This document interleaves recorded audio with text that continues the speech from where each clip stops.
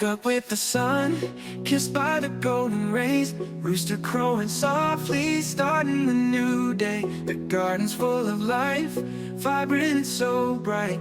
Dewdrops on the petals glistening in the light. Hummingbirds are dancing, wings a blur of grace.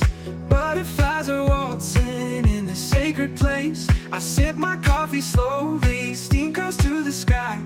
In this little Eden, no worries passing by.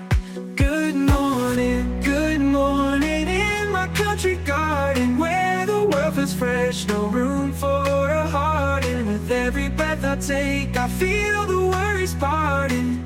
Good morning in my country garden.